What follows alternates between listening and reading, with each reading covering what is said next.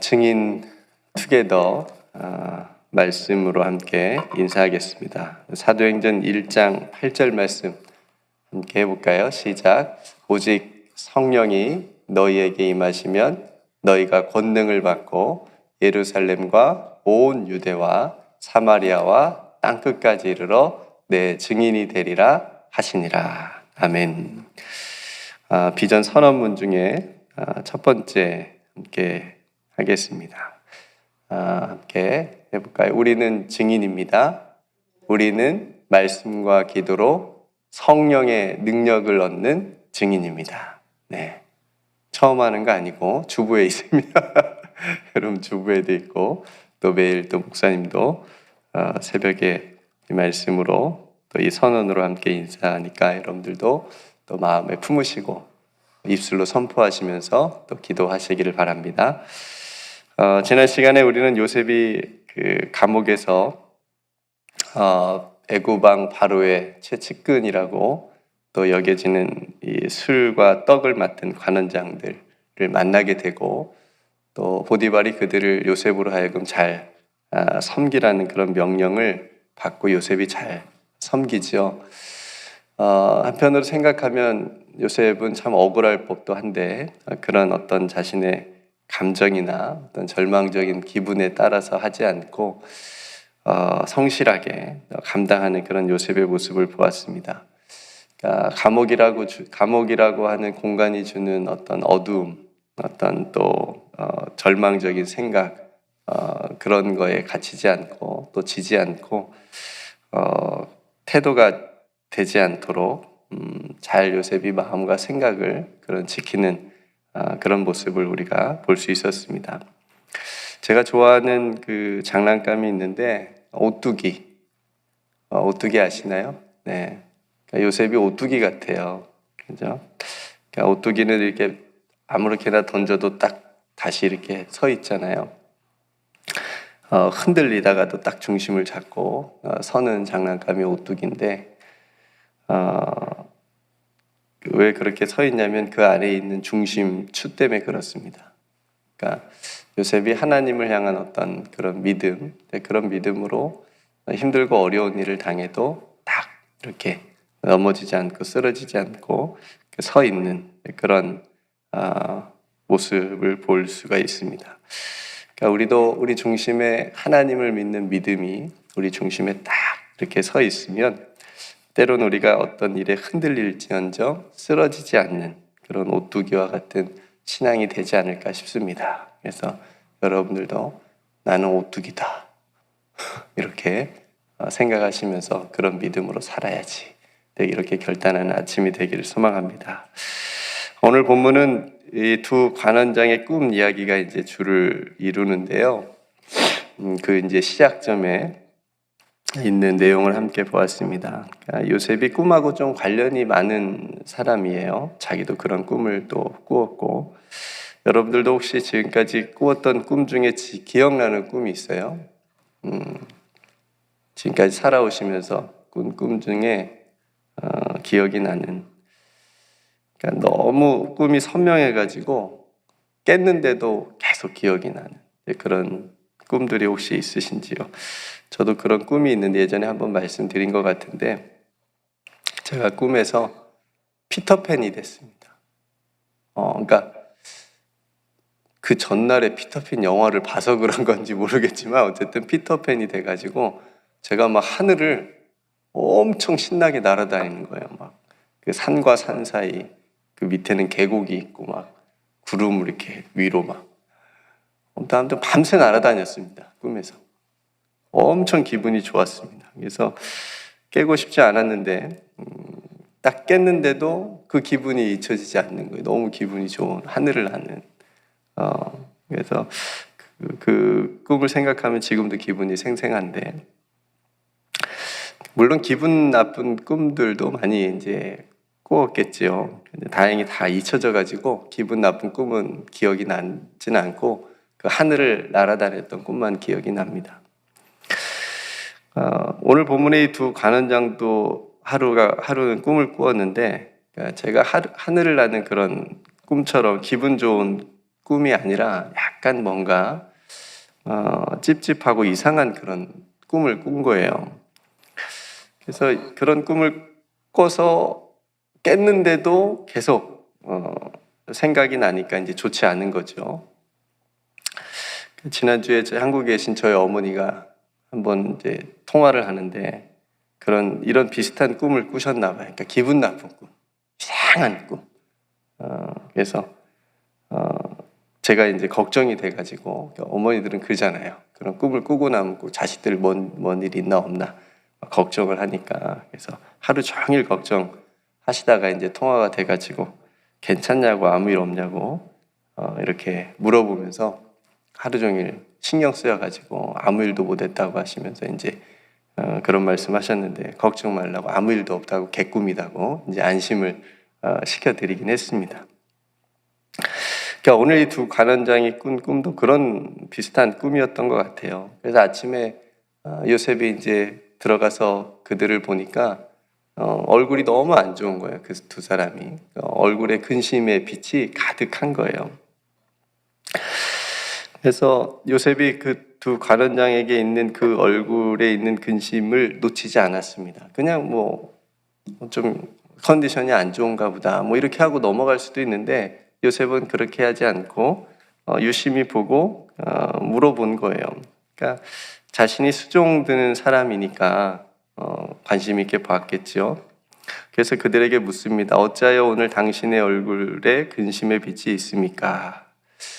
이게요, 이 작은 관심이 요셉의 어떤 삶을 변화시키는 질문이 됐습니다. 이게 굉장히 중요한 부분이거든요. 그러니까 이런 요셉의 질문에 두 간원장이 기다렸다는 듯이 이렇게 말합니다. 자신들이 꿈을 꿨는데 도무지 이 꿈이 어떤 꿈인지 모르겠다는 거예요. 해석이 안 된다는 거예요. 그러니까 해석할 자가 없어서 너무너무 답답하다는 거예요. 그러니까 그게 그 답답함이 이제 얼굴에 근심의 빛으로 나타난 거죠. 그러자 요셉이 확신을 가지고 그들에게 말합니다. 해석은 하나님께 있지 않습니까? 해석은 하나님께서 해주실 거니까 말해주세요. 자신에게 말해달라고 이렇게 얘기합니다. 여러분, 요셉이 이렇게 자신 있게 말할 수 있는 이유가 뭐죠? 요셉 자신이 이미 경험을 했거든요. 그죠? 요셉도 꿈을 꿨는데 이전에 꿈을 꿨는데 그 꾼 꿈 때문에 여기까지 왔다고 볼 수 있잖아요. 자신이 꾼 꿈을 형들한테 아버지한테 얘기했잖아요. 근데 그걸 너무 싫어했어, 형들이. 시기해가지고 막 형들이 한번 이렇게 얘기하잖아요. 네가 정말 꾼 꿈대로 되는지 한번 두고 보자. 그래가지고 요셉을 죽이려고 했다가 팔아서 노예로 끌려와서 보디발의 집에 왔다가 지금 여기 감옥까지 억울하게 온 상황 아닙니까?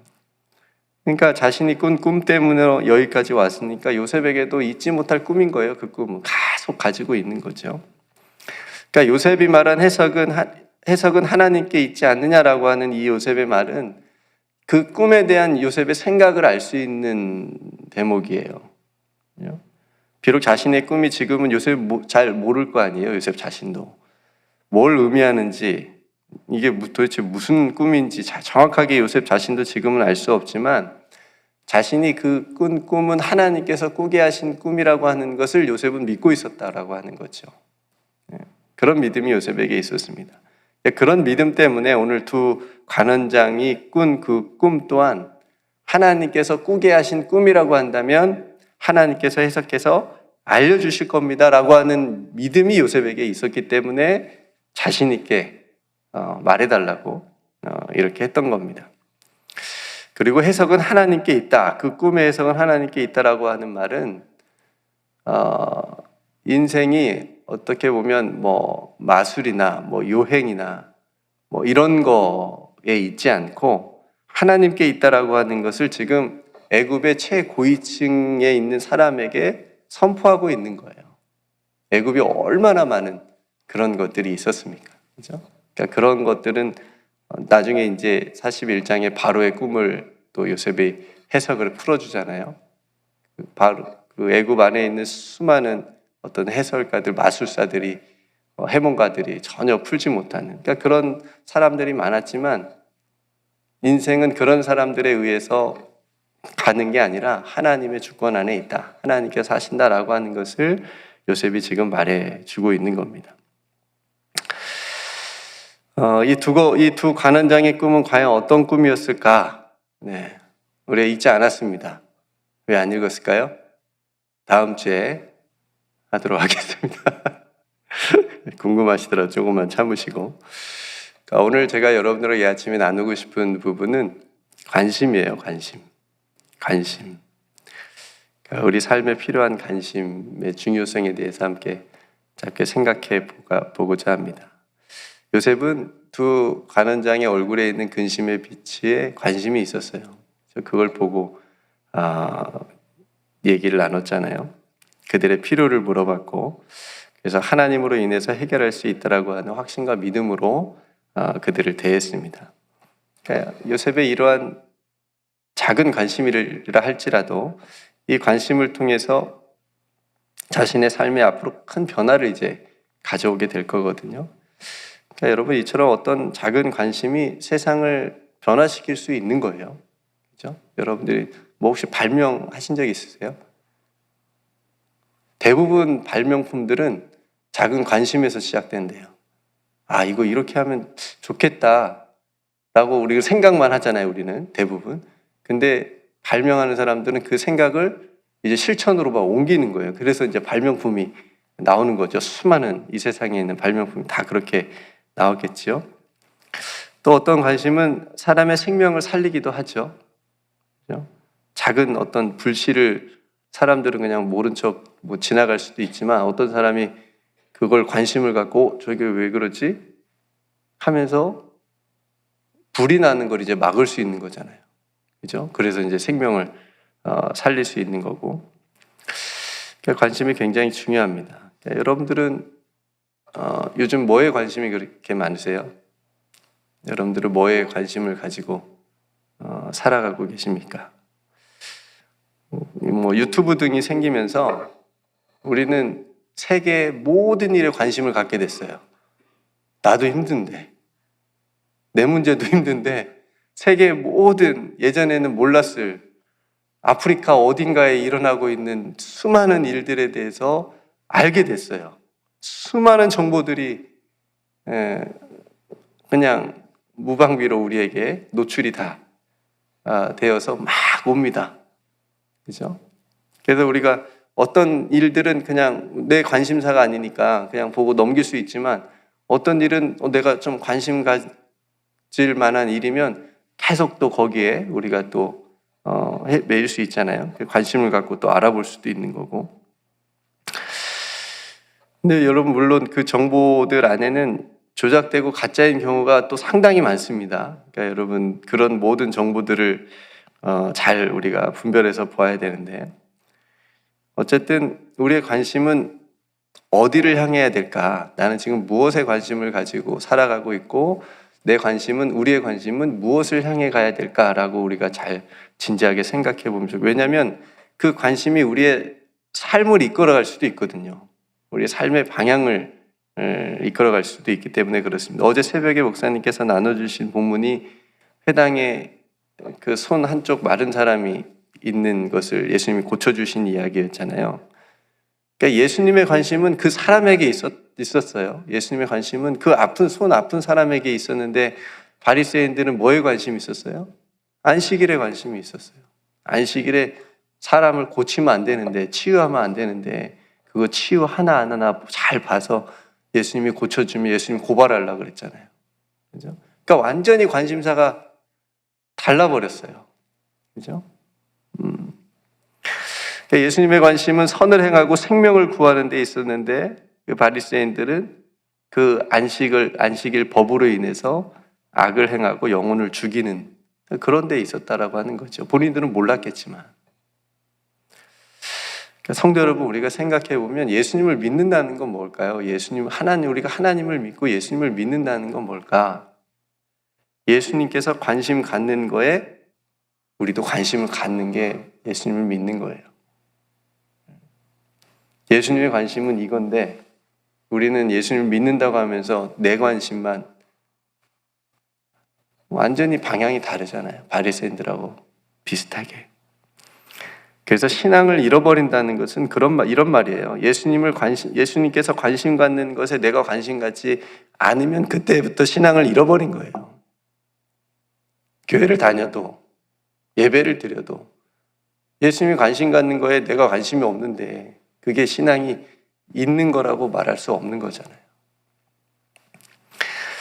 구약의 하나님의 관심은 고아와 나그네와 과부와 같은 연약한 사람들이었습니다. 예수님도 마찬가지였고 예수님의 관심도 갈릴리의 그 연약하고 힘없고 가난한 사람들이었잖아요. 그래서 선택받았다고 하는 이스라엘 백성들이 그런데 그 관심을 잃어버렸어요. 하나님과 예수님께서 관심 가졌던 것에 관심을 갖지 못하고 다른 데에 관심을 가지니까 하나님으로부터 멀어지고 있다라고 하는 것을 본인들을 깨닫지 못하고 종교 지도자들은 더더욱 그랬고요. 그러니까 간격이 너무 넓어졌잖아요. 여러분, 우리들의 잘못된 관심이 우상이 되는 겁니다. 우상이 원래부터 있었던 것도 아니고 우리 스스로가 만들어낸 게 우상인 거예요. 우리의 탐욕, 우리 안에 세상에 썩어질 것에 대한 어떤 관심이 그것이 나에게 우상으로 되어버린 겁니다. 그러니까 우상은 사람으로부터 우리로부터 나온 거예요. 그냥. 그러니까 내가 뭐에 관심이 있느냐가 굉장히 중요한 질문입니다. 그러니까 성대로 우리의 관심, 나의 관심, 이 땅의 교회의 관심, 이게 어디를 향해 있는지를 보는 것이 정말 중요합니다. 그게 비전일 수도 있고요. 비전이 될 수도 있고요. 저와 여러분들의 관심이 예수님의 관심과 맞닿아 있을 수 있기를 간절히 소망합니다. 내가 소망하는 거, 내가 바라보는 거, 내가 추구하는 거, 내가 생각하는 것이 예수님께서 생각하는 거, 예수님께서 바라보시는 거, 예수님께서 추구하시는 것과 딱 맞아 있다면 안 될 수가 없어요. 그렇죠? 예수님께서도 기뻐하시는 일이니까. 그러니까 온전한 치유라고 하는 것도 사랑의 관심에서부터 시작되잖아요. 그렇죠? 강의에서 나왔잖아요. 어제 강의에서도. 아내가 아픈데 남편이 뭐라고 해야 돼요? 서린자매. 서린이가 아파. 강의에서는 가서 약 사 먹어 아프면 이런 남편이었는데 그런 남편하고 못 살겠죠.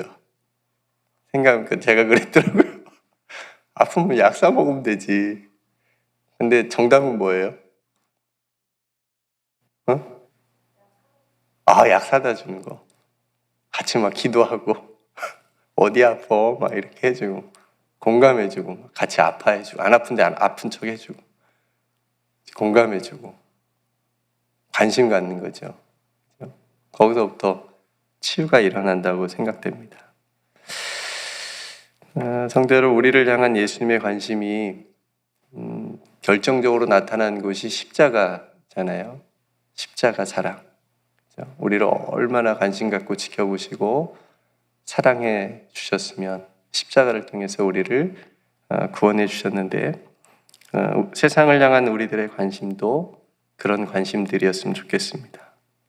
연약한 자들을 향한 사랑의 기도와 섬김의 모습으로 우리들의 관심이 나타날 수 있기를 소망합니다. 우리들의 관심이 세상에 썩어 없어질 것들에 대한 관심이 아니라 영원한 소망과 또 예수님께서 바라보시는 것들에 대한 관심으로 바뀌어지고 또 나아갈 수 있는, 그쪽으로 나아갈 수 있는 저와 여러분들이 되시기를 주님의 이름으로 축복합니다. 함께 기도하겠습니다. 참 좋으신 아버지 하나님, 우리는 무엇을 생각하고 무엇을 바라보고 무엇에 신경 쓰면서 세상을 살아가고 있습니까? 이 아침 우리 자신을 또 바라보고 또 점검할 수 있기를 원합니다. 예수님께서 바라보셨던 일, 예수님께서 꿈꾸셨던 일, 예수님의 관심이 우리들의 삶에, 나의 삶에, 우리 교회의 관심이 되기를 간절히 소망합니다. 그래야 예수님께서 가시는 길이 우리들도 따라가는 길이 될 줄로 믿습니다. 하나님, 두 길이 되지 않게 하시고 한 길이 되게 하여 주옵소서. 예수님의 마음이 있는 곳에 우리들의 마음도 있게 하여 주옵소서. 우리 사랑하는 성도들의 모든 삶의 자리마다 오늘도 예수님께서 함께하여 주셔서 예수님께서 관심 갖는 그 일을 우리 사랑하는 성도들도 함께 관심 갖고 또 섬기고 기도하고 나아갈 수 있는 그런 삶의 자리가 되게 하여 주옵소서. 오늘도 금요 치유 기도회로 또 저녁에 함께 모일 때에 성령께서 함께하여 주시옵시고 성령 충만한 시간 되게 하시고 또 그 기도를 통해서 우리 교회가 더욱더 하나가 되어지고 하나님께 영광 돌릴 수 있는 우리의 마음이 회복되어지는 치유되어지는 그런 시간이 될 수 있도록 축복하여 주옵소서. 사랑하는 성도들 또 하나님 앞에 기도할 때 그 마음을 붙드시고 믿음으로 더욱더 오뚜기처럼 또 일어설 수 있도록 주님께서 함께하여 주옵소서. 우리에게 베풀어 주신 모든 은혜 하나님께 감사드리며 사랑이 많으신 예수님의 이름으로 간절히 기도드리옵나이다. 아멘.